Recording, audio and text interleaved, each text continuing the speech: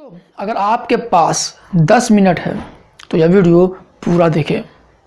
यह वीडियो किसानों की समस्याओं के मद्देनज़र बनाई गई है।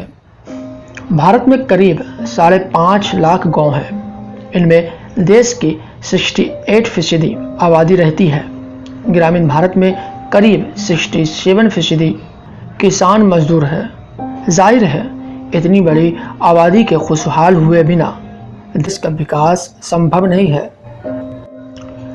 लेकिन हकीकत तो यह है कि आज़ादी के 73 साल बाद भी किसान मजदूर आज भी बदहाल है। किसान दिन भर मेहनत करने के बाद भी अपनी आवश्यकताओं की पूर्ति नहीं कर पाता। भारतीय किसान का एक बड़ा वर्ग गरीबी रेखा से नीचे जीवन यापन करने के लिए मजबूर है। उनकी प्राथमिक आवश्यकताएं रोटी, कपड़ा, मकान की पूर्ति भी नहीं हो पाती।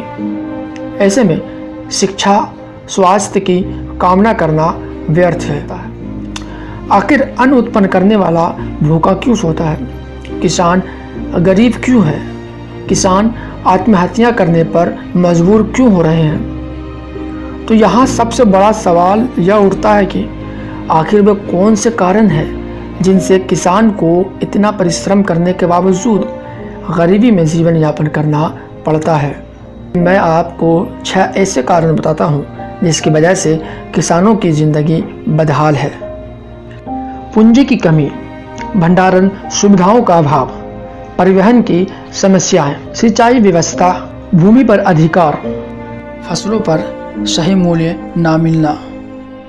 इन सभी पॉइंट के जरिए हम यह समझने की कोशिश करते हैं कि किसानों को किन किन परेशानियों, किन किन कठिनाइयों का सामना करना पड़ता है। पूंजी की कमी, किसी भी तरह का उद्योग हो उसमें पूंजी की आवश्यकता होती है। किसानों को भी खेती करने के लिए अच्छे बीज, रसायन, आधुनिक कृषि उपयोगी सामानों के लिए पूंजी की आवश्यकता होती है। लेकिन कभी बाढ़ तो कभी सूखा, इन सभी का सामना करना पड़ता है। ऐसे में जमा पूंजी का तो सवाल ही नहीं उठता। पूंजी की कमी को दूर करने के लिए महाजनों, व्यापारियों से ऊंची दरों पर कर्ज लेते हैं, इस उम्मीद पर कि कड़ी मेहनत कर अच्छी फसल उगाएंगे, अच्छे दाम पर बिकेगा और कर्ज चुका देंगे। लेकिन नियति को कुछ और ही मंजूर होता है। हर कोई, चाहे वो महाजन हो, व्यापारी हो, शोषण करने के लिए बैठे रहते हैं। ऊपर से कुदरत का मार अलग झेलते हैं और इस तरह वो पूरी कर्ज नहीं चुका पाते। भंडारण सुविधाओं का अभाव, भारत के ग्रामीण इलाकों में अच्छे भंडारण की सुविधाओं की कमी है। ऐसे में किसानों पर जल्द से जल्द फसल का सौदा करने का दबाव होता है और कई बार किसान औने पौने दामों में फसलों की सौदा कर बैठते हैं। परिवहन की समस्या, भारतीय कृषि की तरक्की में एक बड़ी बाधा परिवहन व्यवस्था की कमी है। आज भी देश के कई गांव जो बाज़ारों और शहरों से नहीं जुड़े हैं। उसके अलावा देश में मंडियों की संख्या भी बहुत कम है।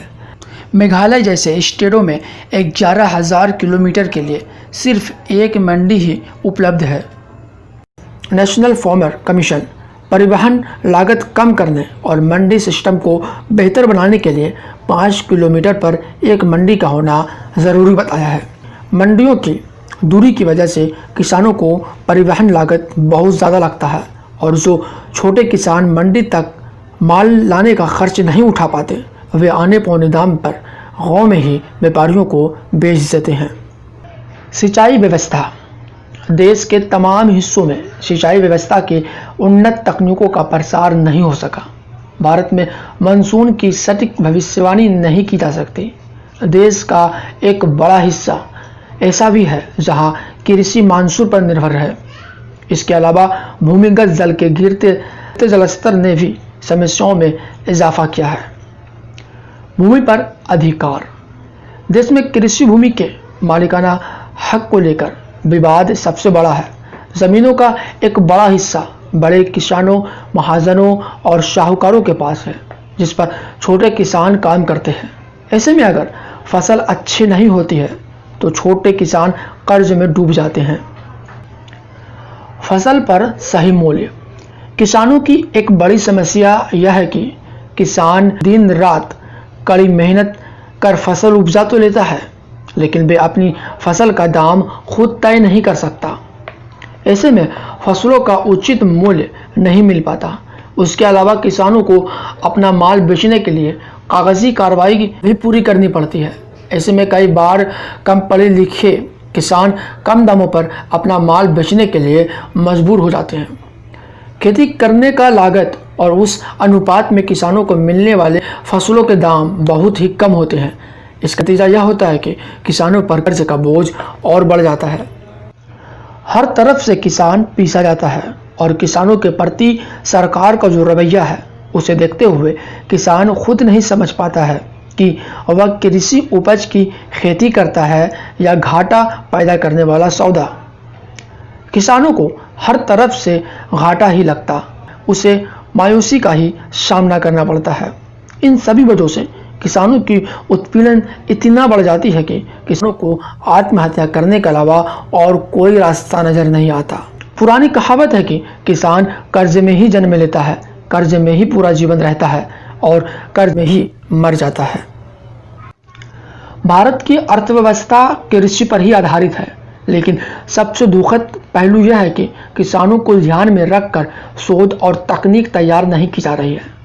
कृषि जगत के सामने सबसे बड़ी चुनौतियां यह है कि युवा खेती जैसे पारंपरिक काम से मुंह मोड़ चुके हैं। नौजवान पीढ़ी गांव में रहना नहीं चाहती है और पढ़ाई लिखाई व रोजगार की तलाश में शहरों की ओर पलायन कर रही है। अगर युवा इसमें नहीं आएंगे तो हम भविष्य के किसान कहां से लाएंगे? अब सबसे मौजूदा सवाल यह है कि क्या किसान मजदूर के भी अच्छे दिन आ सकते हैं? मोदी सरकार ने किसानों की दशा सुधारने के लिए न्यू फार्म बिल 2020 लाया। बताया गया कि इस कानून से किसानों की स्थितियों में सुधार लाया जाएगा, लेकिन जो बिल किसानों के लिए पास किया गया है उस बिल से किसान ही डरे हुए हैं। किसानों के लिए काम करने वाले संगठनों और कुछ विशेषज्ञों का कहना है कि इस कानून से किसान अपने ही खेत में सिर्फ मजदूर बनकर रह जाएंगे और मंडी खत्म होने की आकांक्षा जताई जा रही है। अब सरकार को ऐसी कानून लानी थी कि किसानों के अच्छे दिन आ सके, लेकिन इस बिल के पास होने के बाद किसान सड़कों पर उतर आए इसका विरोध करने के लिए। जो कानून किसानों के लिए लाए गए और उस कानून से किसान ही खुश ना हो तो क्या हम किसानों के अच्छे दिन की उम्मीद कर सकते हैं? आखिर कब तक किसान खेत में मरता रहे और उसका बेटा फौज में, नेता देश में ऐश करे और उसका बेटा विदेश में? यह सभी तो पहले की रिपोर्ट थी, लेकिन आज 26 नवंबर को किसानों का बड़ा भीड़ संविधान दिवस के मौके पर पंजाब हरियाणा के बॉर्डर पर पुलिस बैरिकेड को तोड़कर दिल्ली की तरफ से आ रहे हैं। मोदी सरकार मुर्दाबाद, मोदी सरकार मुर्दाबाद, किसान जथेबंदियां का जिंदाबाद, किसान जथेबंदियां का जिंदाबाद। आपका शुक्रिया कि आपने यह वीडियो पूरा देखा। अगर पसंद आया हो तो इसे लाइक कर दे और इसे शेयर भी कर दे।